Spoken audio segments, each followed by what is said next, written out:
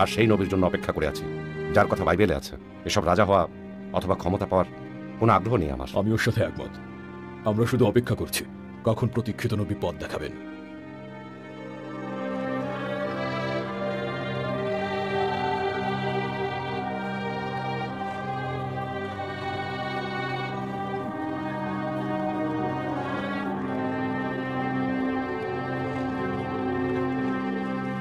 এত তাড়াহুড়া করে কোথায় যাচ্ছ? আমার ফুপি খাদিজার বাড়িতে যাচ্ছি। তোমাকে খুব খুশি দেখাচ্ছে, কোনো খুশির খবর নিয়ে যাচ্ছ নাকি? হ্যাঁ, সেই সুখবরটা তোমাকেও আমি দেবো ইবনে হারিস। মুহাম্মদ ওর সফর থেকে ফিরে আসছে, অনেক লাভ করেছে বাণিজ্যে। ফুপি এটা শুনলে নিশ্চয়ই অনেক খুশি হবেন।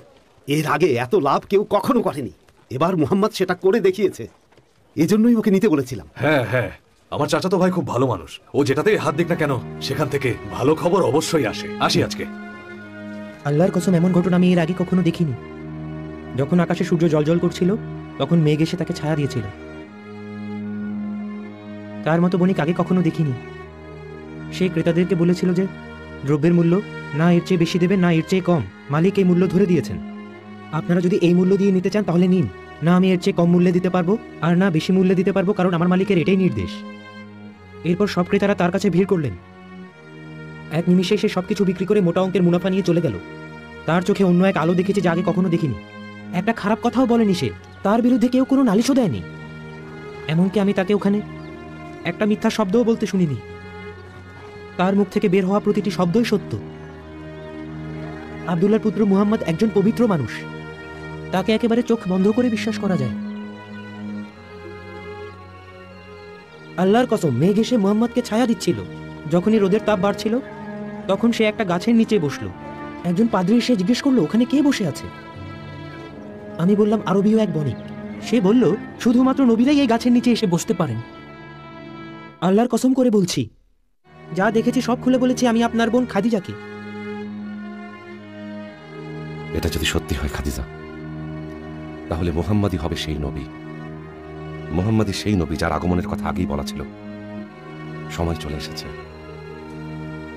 কুরাইশের সবাই শুনুন, আপনারা যদি আমাকে রাজা হিসেবে দেখতে চান তাহলে আপনারা সবাই জেনে রাখুন, আমাকে আরবের উপদ্বীপগুলোর রাজা হিসেবে মেনে নিন। রোমানের সিজারও তাই চাইছেন।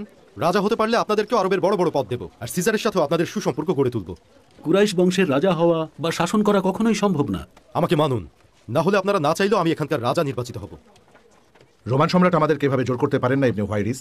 আর সিরিয়ার বাণিজ্য, রোমান সিজার যদি আপনাদের সিরিয়ায় না ঢুকতে দেয় তখন কি করবেন আপনারা?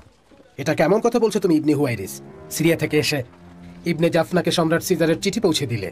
চিঠিটা পেয়েই সম্রাট জাফনা কুরাইশ গোত্রের সাইদ বিন আলাস বিন উম্মাইয়া আর আমির গোত্রের থুয়েব বিন রাবিয়া সহ আরো অনেককে কারাগারে পাঠিয়ে দিলেন। জঘন্য কাজ করেছো তুমি। আমাদের সব কয়েদিদের মুক্ত করতে হবে। পস্তাবেন বলছি, এটার জন্য পস্তাবেন বলে দিচ্ছি। তুমি যা বলছো আমরা কখনোই সেটা মেনে নেব না। আমরা কখনোই সিজারের ধর্ম গ্রহণ করবো না, আর তোমাকে রাজা হিসেবে কখনোই মেনে নেব না। তুমি রোমান সম্রাটের সাথে হাত মিলিয়ে নিজের মানুষদের কারাগারে বন্দী করেছো। কে কে যাবে আমার সঙ্গে মুক্ত করতে? আমি সিরিয়াতে যাব ওদের মুক্ত করতে। তোমাদের দেখে নেব।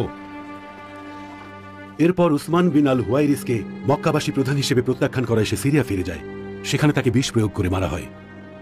আর এদিকে জায়েদ বিন আমর বিন নুফাইল দেশে দেশে সফর করতে থাকে আর পাদ্রীদের ইব্রাহিম নবীর ধর্মের কথা জিজ্ঞেস করতে থাকে। এরপর এক পাদ্রীর সাথে তার দেখা হয়। পাদ্রী তাকে বলে তোমার প্রশ্নের উত্তর আমার কাছে পাবে না, কিন্তু সেই নবীর কাছে পাবে যাঁর আগমনের সময় হয়ে গেছে, এবং তাঁর আগমন হবে মক্কায়। তাই সে খুব দ্রুত মক্কায় ফেরার সিদ্ধান্ত নেয় আর পথেই নিহত হয়।